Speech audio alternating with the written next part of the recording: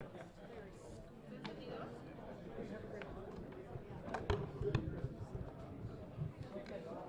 ver, uno, dos, tres, uno, dos, tres, ¿me escuchas acá? Uno, dos, tres, uno, dos, tres, ¿no? Está encendido. In here. Don't you run out that door.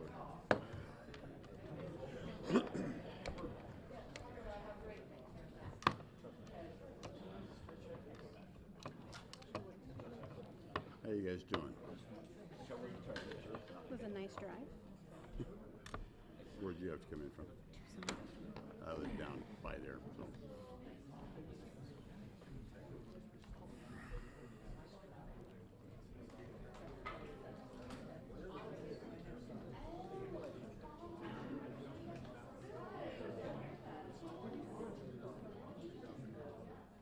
This is worse than a family reunion.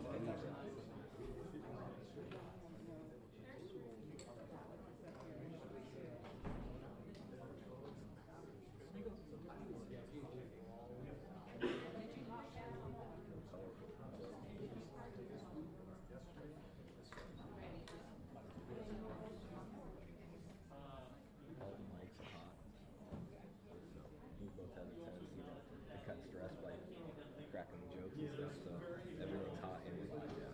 So they're all screaming, just saying. I mean, I'm not worried about it, but you know, sometimes you.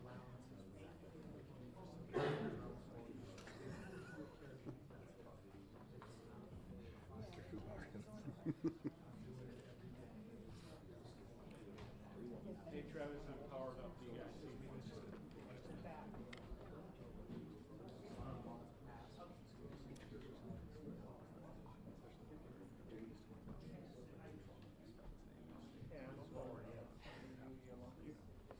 Fair enough. Supposed to start any second Yeah, now. I mean, that's what I'm telling this meeting. Start recording. Questions. We're just here to answer questions. All right, thanks. The one that we talked about, I did. Okay. Yeah. All right, everyone good? Do you need a second? Can you, yeah. Want me to put that up there for you? If this, I've got interference, he's gonna go get a hard drive. Oh, okay. I'm We sorry. can wait a second. It's running out too far, sorry. Sorry. But Yeah, you guys want to just, while we wait real quick for that, you want to just introduce yourselves to our, give everyone a. So everyone, I'm Jeff McClure, Jeffrey, Chairman of the Board of Supervisors, Pinal County. I'm Ken Faulkner, Pinal County Attorney, KENTVOLKMER. Just so you all know, this isn't incredibly formal. Our intention is to answer questions. We can say whatever we want to say, but the reality is you have questions, your viewers have questions. Our hope is to answer some of those questions and to get honest feedback and as quickly as possible to the people. So really, we don't have a dog and pony show, so to speak. We just simply want you to ask questions and we'll answer them. Obviously, Chairman McClure is going to be taking lead, but I'm here for any secondary questions or any assistance that I can provide. And Chairman, last name spelled M-C-C-L-U-R-E. Correct. All right, who has a question? Oh, I think we might still be Oh, waiting. we're still waiting, waiting for a hard one.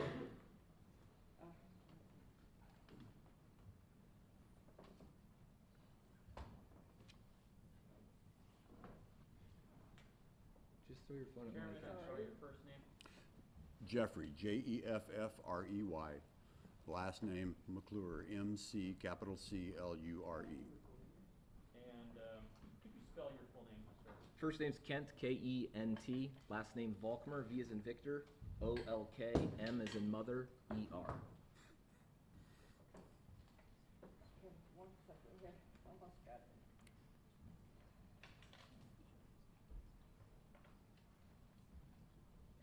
And you are the county attorney or an attorney for the county?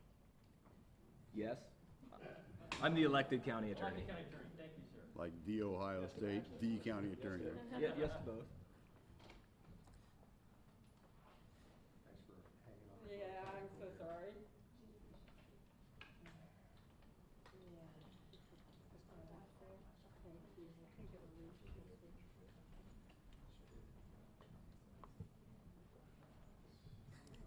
Is it not live? It should be. Okay. all good? All right, first question.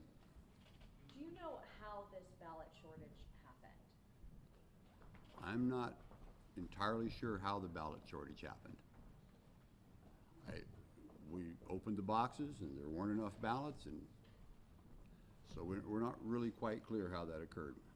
Who's in charge of printing them or saying how many ballots you need? The elections director is in charge of ordering the proper number of ballots. This is his second major mistake, really, with this primary. Are you guys taking any action? We have not taken action yet, but I can assure you that we will be taking action. When can people expect that? In the next day or so. We have some issues that we have to look into, but very soon. What sort of actions do you contemplate?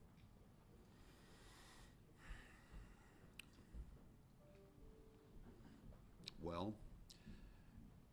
a major screw up like this, honestly, I would say, the removal of the director. Did the previous mistake contribute to the shortage yesterday because people who had mistaken ballots showed up in person? It would be part of it, yes. Do you have a sense of how many voters could have been turned away or, disenfranchised through the ballot shortages? Not entirely. I mean, please jump in. I guess I really want to frame the size of the issue. I think there's been some misunderstanding. So there's approximately 900 plus ballots, different ballot forms that we had out yesterday. We had 95 active polling locations. That means there was roughly 10 ballots at each one of these locations. When we got a call for help, we initiated our EOC command. EOC receives a call saying, hey, we're either out of ballots or we're running low and we need help. That is the same call sign for us. That happened a little over 20 times. But again, that doesn't mean every ballot was out. That means one of those individual ballot forms was not available. So of the 900 plus, there were only about 25 actual ballot styles at any time that were either out of or we were running low on. So it's not as pervasive as has been previously reported. It's not 25% of all people were impacted. It's really only about 2.5% of the ballots were actually impacted. Do you have a sense, though, that it did affect people from being able to vote? Yes, absolutely. Okay. People struggled. I know that we used our PENS message system to let the public know. I think we sent it out to 292,000 people in Pinal County. We have the ability to send it via text messages. So we sent it out. Yes, we do know. We had people calling us. The recorder's office received phone calls. So yes, there were people that said, hey, I can't do it. So what we did is we encouraged everybody to go back out. If you waited in line, and as long as you were there before 7 o'clock, you were given the opportunity to vote. In fact, one of our polls didn't close until about almost 8:30, I believe, before the last person actually cast their ballot because they waited in line. We printed new ballots. We drove it to them. They had the opportunity. But there were those people that felt that they were disenfranchised. There were people that are saying that I didn't get a vote because I had to go somewhere else. We did everything we could. We offered them the ability to wait as long as they were capable of waiting. Some people chose not to wait. Some people chose to leave and come back. Some people chose to leave and not come back. We can't control that. What we did is print as many ballots as we can once those issues were identified, and we gave them the opportunity to come and actually cast their vote. Are we talking about volumes of ballots sufficient to have actually affected an individual election or race? So that's a difficult question to answer because some of our municipal races, right now, there's less than 10 votes that separate people. So in a municipal race, yes, there were more than 10 people that were affected. Are we talking about thousands of people, tens of thousands of people? No, the numbers aren't nearly that. We have no indication the numbers are that widespread. How many precincts were impacted? I believe approximately 25. I know it's more than 20. Again, we don't distinguish between, hey, we're running low and hey, we're out. So we can't tell you the exact number that actually ran out because some of those that called and said, hey, we need reinforcements, they never actually ran out of ballots. So technically they weren't impacted and they're being included in that number because our system doesn't allow us to differentiate those two. But that is 25%, if I'm not correct, of the precincts that were impacted by a ballot shortage. Of the precincts, yes, but of the actual ballots, it's about 2.5%. Okay. That 2.5% represents how many potential voters? I believe the last numbers that I saw updated, there was about 50,000 votes in Pinal County that was cast that we have counted as of about noon today. put me on the spot and try and do the math. I think it's in the neighborhood of maybe 700, 750. You're saying some people call for redoing the election in the county. Is that possible? Not without court intervention. We are restricted by state statute. My board is completely controlled by state statute. We don't get to do what we really think is right. We don't have the ability to say, hey, we feel really bad about this, so next week we're going to run another election. We don't have that authority. We are completely controlled by the state legislature and the way that elections are required to be ran. And if things run afoul, we find ourselves in a difficult spot because there's not, hey, if this happens, this is the resolution, this is how you fix it. So ultimately what would happen, the only way I could envision that to happen is if somebody were to initiate a suit and the court were to order it. But even then, there's a legitimate question as to whether the court even has the authority, because the court doesn't have just this unfiltered and unrestricted authority. They too are controlled by statute. So I know that that's been a request. At this point, that is not something we're considering, and it's not something that we would initiate. It's not something I could advise my client to initiate, I guess I should say. And just so we're clear, so 700 to 750 voters impacted, meaning those voters were, gave you feedback that they didn't have a ballot yet. Some of them may have returned and voted, some of them may have not. Is that the definition when you say impacted?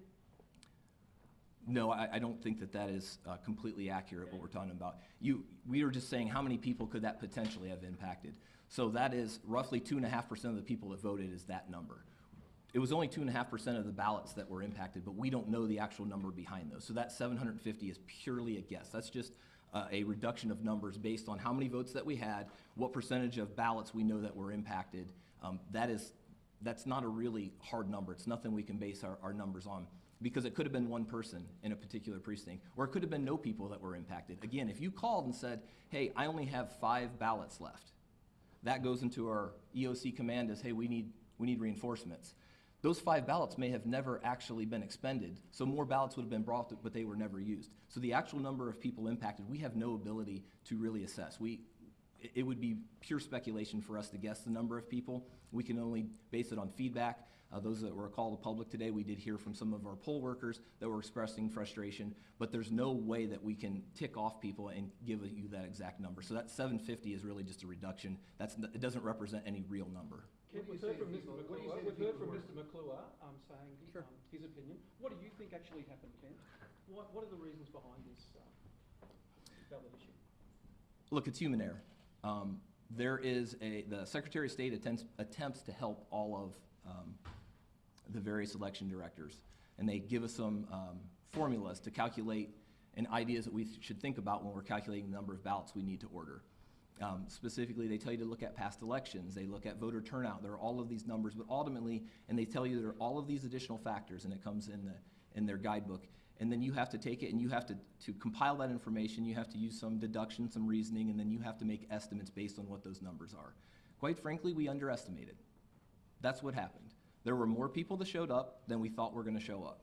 There were more people that came and what we call spoiling their ballots, or came in and had an early ballot, and because of the confusion came and said, you know what, I don't want to use these ballots, can I just get a regular ballot? Now, we don't know how many people did that, but we do have reports. We know that that was happening. That's not something that happens very often. It's not what we expected. Normally, spoiled ballots are, I spilled my coffee on my stupid ballot, can you give me a new one? So we had those issues. We also had an unanticipated number of independents who came in and chose to vote as a Republican. So as an independent, you have the ability to say, I want a Republican ballot or I want a Democrat ballot. We had a disproportionate number say they wanted a Republican ballot because of how high priority it was. So what you had is you had this confluence. We also have had almost a 10% increase in our population in the last couple of years since our last election. So what happens, you have all of these things doing, all of them got put into essentially an algorithm, and we didn't order enough ballots. It's always a guess, and we didn't guess on the side of making sure we had plenty of ballots, and that's a mistake that the county made. You just said human error, but given the suspicions that are flowing around out there about election procedures, what do you say to folks who are going to see something more sinister in this whole thing? We're all human, but for the grace of God, there go I. We've all screwed up. There is nothing sinister. It wasn't as if we said, hey, this is only going to impact a Republican, or this is only going to impact a Democrat. This was widespread. It was equal opportunity. It was just simply a mistake.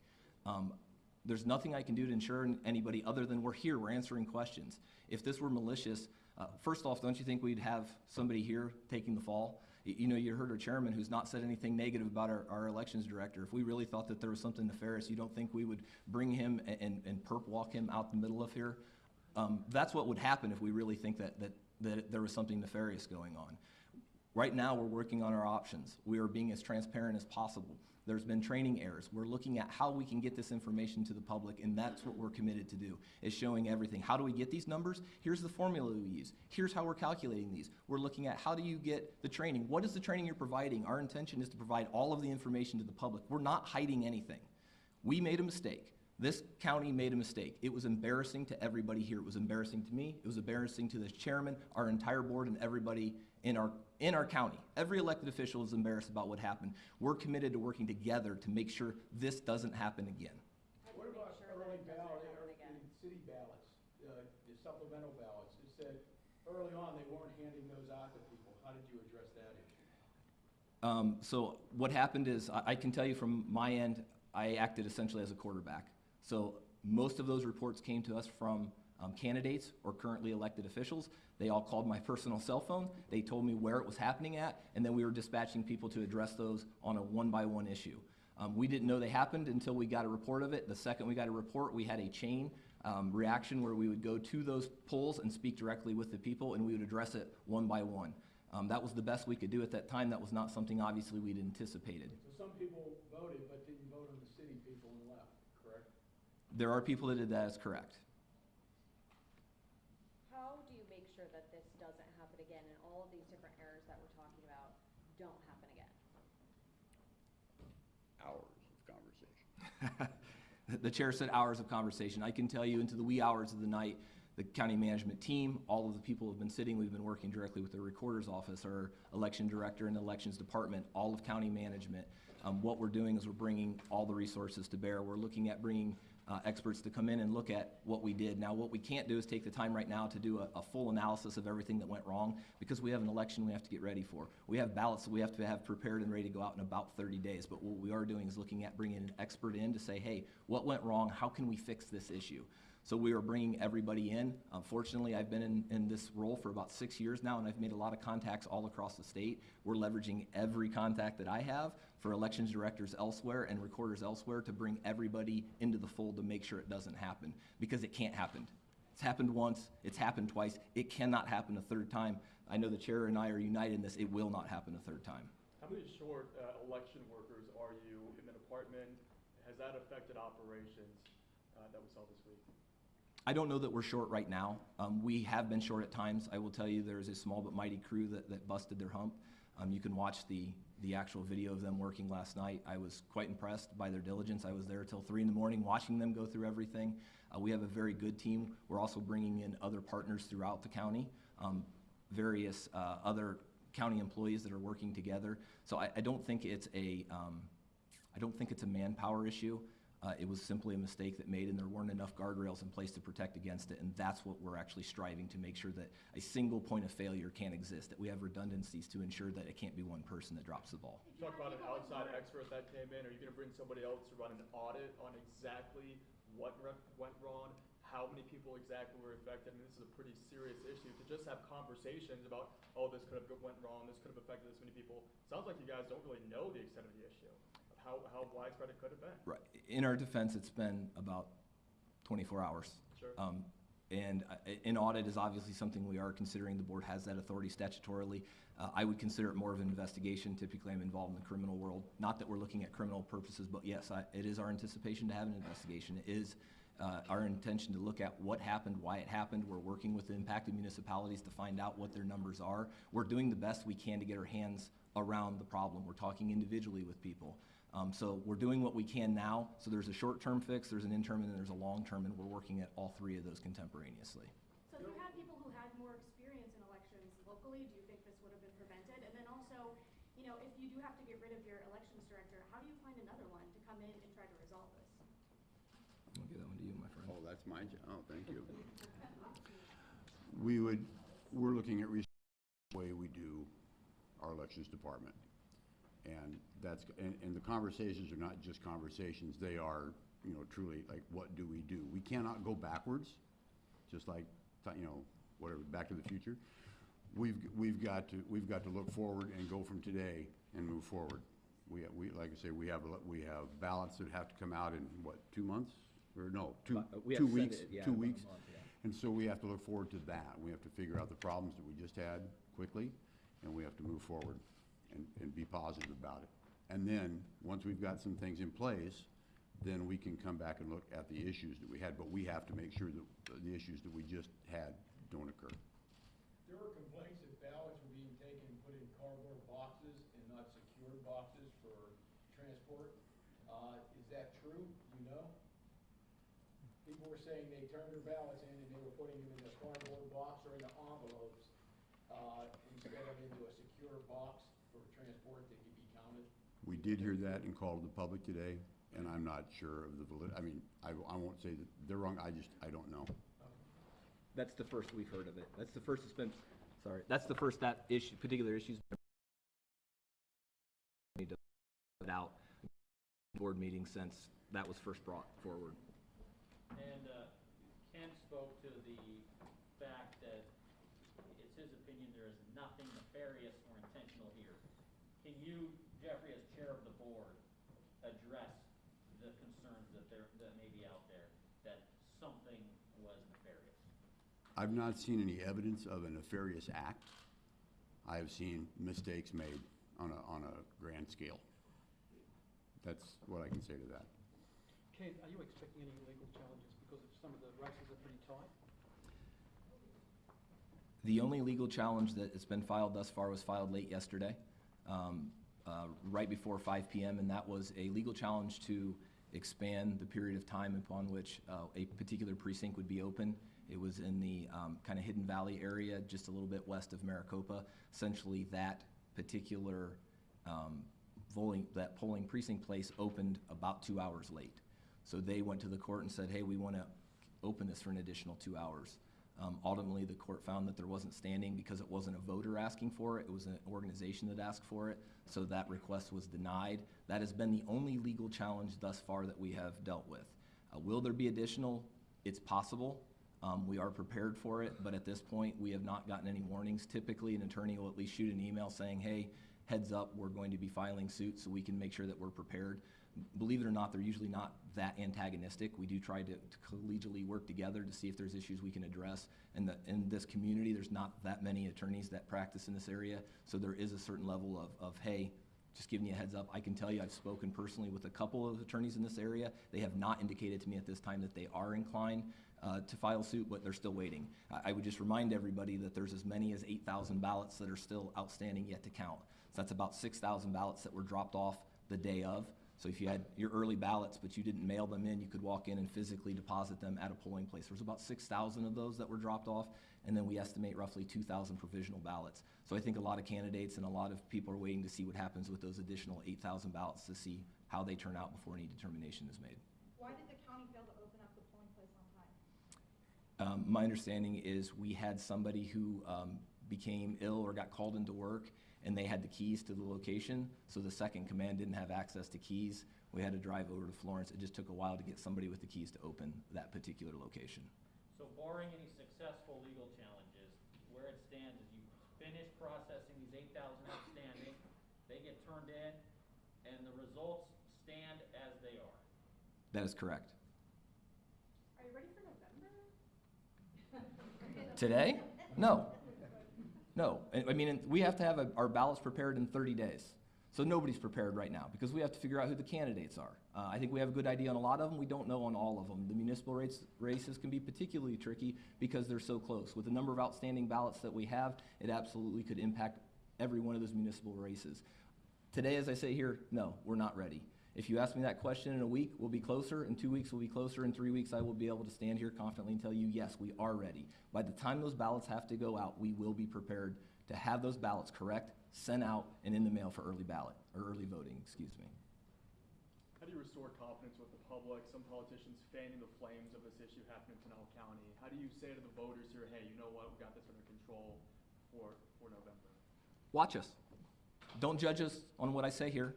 Don't judge me on what I write or email or anything else. Watch what we do, watch our actions. Watch the steps we take, watch the publicity that we put forward, watch the numbers that we send out so you can see everything as a voter. You can see what we're doing. You will see how we get to these numbers, how we're doing it, how many ballots. All of that stuff is going to be very open, very transparent, and the public is going to be flooded with that information. Judge us on our actions, not on what I say here. And on a serious note, there's some sinister election conspiracies out there for years. There's no evidence that has ever been supported in any court or by the Attorney General, yet election officials have had their lives threatened and are the subject of harassment in offices across the country. Can each of you give a message to the public right now about the potential for threats and having been made to your office in the last 24 hours? No threats that we're aware of. I mean, I don't. Is there a reason why the election director isn't here with you right now? Because they're working on the I don't know, they're working on the ballots right now. I don't know, he's at the Ballot counting facility. You kind of alluded to it earlier. Is there going to be a new elections director come November, come this process that's going to take place here? Very possibly. Very possibly. But that elections director, who may not be in charge, is still working on ballots right now. Today, yes. Okay. Do you see how that might be an issue? Yes, but we have lots of eyes there also. So, as you say, we're in conversation, but we're in conversation about how we redesign the process, and we have a lot of discussion. And he was out till 3:30 last night. I was on the phone till 1, and then back on at 7 this morning with him. Look, I know we do have a couple of potentially impacted candidates. I will, if they have a question, we're willing to answer the question. I won't call them out particularly, but I've seen at least 3 or 4 here, so. Happy to add. Yeah, so I've just been listening to some of the poll workers, and the reason I'm concerned is the municipal elections in Apache Junction, and also my own. You know, I'm at peace with the outcome of my election, but my constituents came at 1 in the afternoon and were told there's no ballots. Wait an hour. They called down. This is what they've told me. They'll be here in an hour. An hour came and went. Called again. They'll be here in an hour. They're on the way. They're loading them up. They'll be here in an hour. And that went on until 7 o'clock at night, and the ballots never came. Precinct 45 is where I live, on the hill, and it's the county voters. I feel like they probably are going to lean towards me, you know, so I feel like I'm disenfranchised, but more so I feel like they are disenfranchised. I feel like it's possibly, and I'm not an attorney, but I feel like it might be a 14th Amendment issue, equal application and protection under the law, that the morning voters were protected by election law. The afternoon voters were disenfranchised and were not protected by an accurately ran election. So how do we reconcile the harm that I see, not just to my own race, that's over with, but to my voters, my neighbors? We're deeply disenfranchised. They never did get a ballot. And what do we do for them? And I hear what you're saying about we can't do anything statutorily about nullifying this election. The way I see it, and I put it out publicly already, this election has been so flawed and has 14th Amendment issues. How can we proceed forward and just say, oh, well, sorry, guys? I do think there needs to be an injunction placed on certifying these election results until we answer my neighbors on the Goldfield Hill up there about why they never did receive a ballot. Why didn't we reach out to Runback? I talked to Jeff at Ellington today at Runback, and he said he never received a phone call. He could have had the ballots printed up in an hour and brought out, and that phone call never happened. So I just feel very sad for the people, and I'd hoped that, and I understand where you're coming from. You say you legally can't do it, so if it means that we have to go and do it in the court and do the injunction so that you can then make a different pathway, then that's what we'll do. And even if it might not work, it sounds like it's worth a try. So I want everyone to know that if and when I do that with my colleagues, it's not with hostility, it's to help our neighbors. I'm a candidate too for Apache Junction City Council, and, I lost votes the first time, because I had neighbors that voted and left. And they're going around doing their summer vacation, and they have not even had a chance to vote. Now we find out they didn't hand out the city ballots in the beginning.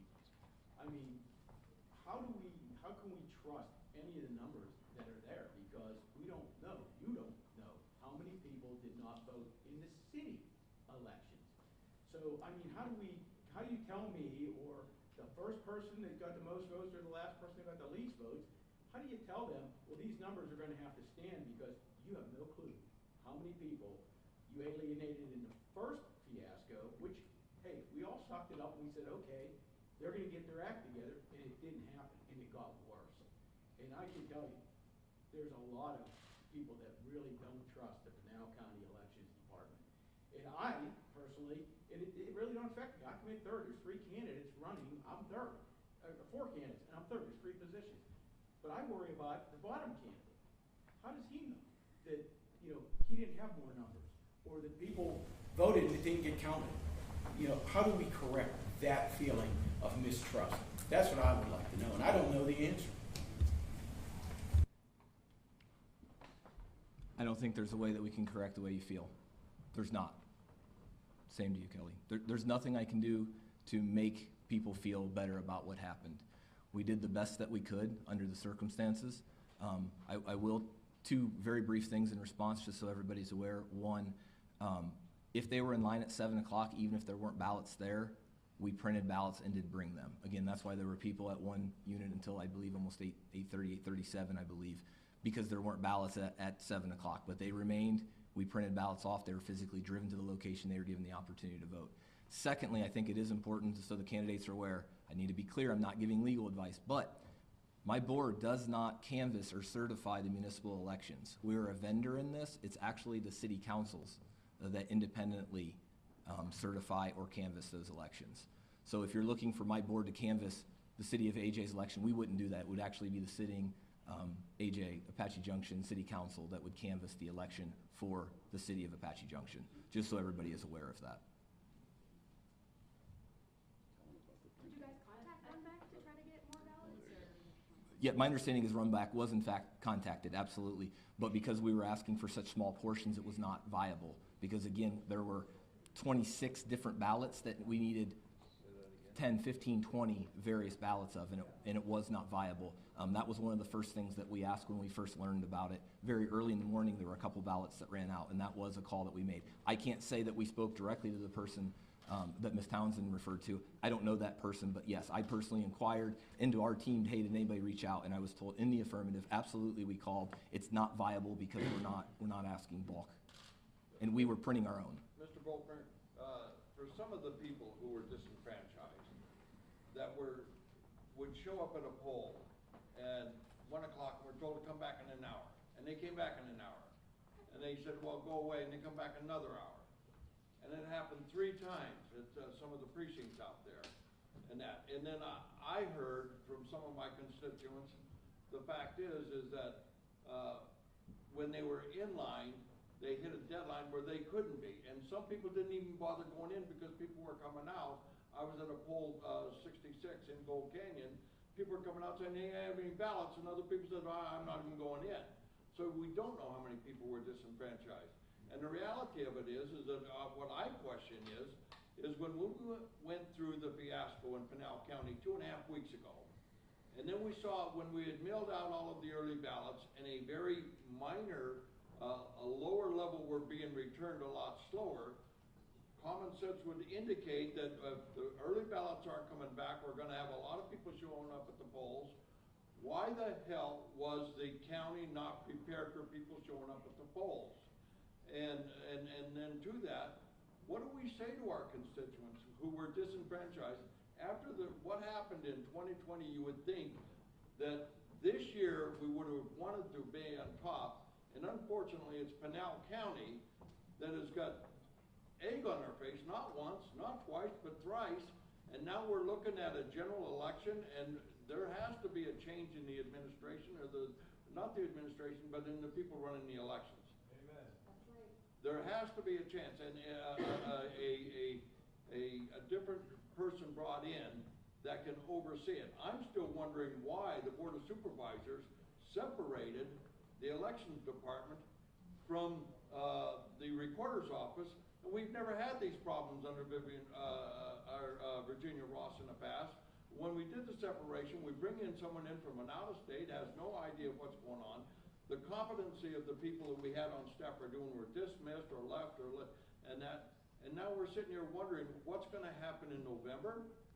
We don't have, the average voter doesn't have faith. And this is like a mini 2020 national election, which is being rubbed in, and it's sore. What are we supposed to say? Now, I understand that we can't have another election, and quite frankly, my election would have been the only one that might have had a change countywide, where I lost my re-election by a 600 vote, possibly because countywide, those people were not able to cast their vote. I don't know. I can accept that. I'm a big boy. But what I can't accept is that when last night and again this morning, as early as 5:30, I'm getting phone calls saying, who the hell do we trust if we can't trust you guys? And what's gonna happen in November?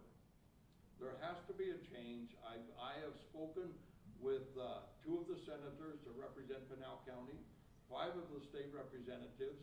We all agree. I have spoken to county chairman of the parties, and I have spoken to numerous people who are out there working in the election.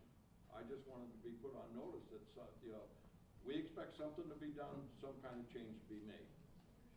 Representative, thank you. Your message received loud and clear. And just to be clear, there are people that showed up, and they actually have a job, so they've had to go to work, and they could not come back.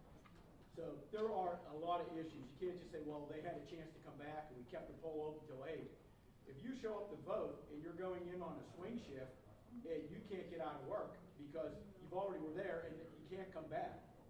I mean, there's a lot of issues here. Please look into this and never let this happen again. This is the second strike this year. If it happens again, everybody should be fired. Just saying, it's third time can't be a charm. Let's do it right. I understand. We are looking into it I understand. and looking for change. Right, but we did look into it the first time and it got worse, so, okay. Understand, I think but you're looking into but it. we are looking into it, and there will be change. Thank you.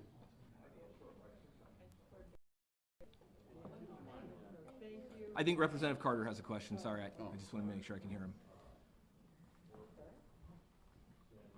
Sorry. Mr. Volker had answered a question about legal challenges. Yesterday I was out campaigning, and the reports started to come in that they're running out of ballots from different precincts, from voters and precinct poll workers. And my initial response was to contact one of the supervisors and also to contact the party chair lady, and just to make sure that, things would be handled and so on. But as the day went by, I was receiving telephone calls in desperation from one of the poll workers in precinct 86. So I drove over to see him, and he had told me that they had run out 3 times during the day. They were receiving ballots, 20 or 10 at a time. And I had called already the party leadership. I'd spoken to the supervisor for the county and the poll workers. And there's a moment, how do I describe it? There's a moment of desperation. A moment that, what do we do? So I thought, we can't stand idly by and do nothing. So I ran home and I drafted the quickest complaint that I could, just to compel the printing and delivery of ballots. By the time I was able to file that, it was after 5 p.m. So, of course, the clerk of the court was closed. So I hurriedly called all the judge and the justice of the peace people that I know. I told them, I know you guys have judges on call for warrants and things. And I was told they do, but the justice of the peace don't have jurisdiction of the election. And they weren't able to find a judge apparently that was here. I was later told that there was a judge that was sort of available until the polls closed at 7. By the time I found that out, the polls were already closed. So the long and short of it is, I did file an injunction to compel the printing and delivery of ballots, but it wasn't actually, I guess, received by the clerk until this morning, and that was moot. You may be learning about that later, because it's sort of a pending filing that's out there, but I mean, at this point, injunction for delivering ballots to polls that are closed for 2 days is pointless. But it's just, I guess in the end, I think that people expect us, as their elected leaders, not to stand idly by and to do something, whatever we can. So I applaud your efforts to correct the situation, and the supervisors too, and I look forward to working with whatever the solution is. And thank you, Mr. Volker. Representative, I will say that's the first I heard. Even today, I hadn't been made aware of that. I guess what we were doing, we'll use 2 ballots. So we'll print ballots, but quite frankly, our machines were antiquated. Because of the complexity of the ballot, we were able to print essentially 1 ballot every 3 minutes per machine. We only had 2 machines, meaning we were only able to print approximately 40 ballots per hour. We also converted, it is called a Express voting device. Express voting device, which is typically reserved for ADA accommodation. So you push on it, it actually prints off a slightly different ballot. The board did authorize, and county management authorized those specific express voting devices to be authorized to accept votes at every precinct where there was one located, and we believe every precinct or almost every precinct had one. So we were doing everything we could at the time to print off ballots as rapidly as we could, to transmit them as rapidly as we could, and also using those express voting devices. I can tell you that one of the things we're looking at is making sure that we have more printers, more capable printers. Again, we don't think this is going to happen. We're going to order more ballots than you could ever imagine. But if by some ridiculous miracle there is going to be a different process in place upon which we can get those ballots, we may work with Runbeck directly to figure out how we can get it. There's been a lot of things that we have been brainstorming. We've not finalized our plan yet, but that is certainly something that we are looking at. And I can tell you the chairman actually in the middle of the day said, "Why is this taking so long? This is ridiculous. Fix it now." There was nothing we could do in the midst, but that has been a directive given by the chair and given by this board to find out another way. If worst case happens and we have to print ballots, we have to be able to print them faster and more accurately or more expressly than what was being done. And to that point, real quick, I was at lunch with a great group of volunteers, poll workers, and they had mentioned at one of the polls that there were leftover ballots that were not part of the chain of custody, if I understood correctly. So I just want to give a piece of advice. If you do print extra ballots, please make sure that they are part of the chain of custody and that they're not floating around, because that's a dangerous thing to have live ballots out there that aren't under control. Senator, we agree with you completely. That was brought to our attention today as well, that they were just sort of discarded of. We do have all of them. We know where they're at. We have them secured, but we will have a better process to make sure those excess ballots are immediately secured and aren't floating, for a lack of a better term. How many ballot styles again did you say were impacted? Impacted? Like, that you didn't have enough of? 25-ish 25? of the 900 plus styles. Like 939. 930, yeah. Do you know how many ballots you should have ordered? How many ballots you were short? Sitting here right in front of you right now, no, we don't. We have an estimate because we can look at some of the ballots that we had to print out. We can look at some of the provisionals that were issued, so we can get an estimate to see where that number's at. But right now, we don't have those numbers because we're still counting. Chairman, any final words? Just that we are looking into it, and we will change things. Appreciate everybody coming. Thank you, guys. Thank you. Thank you. I'm nervous this is gonna fall.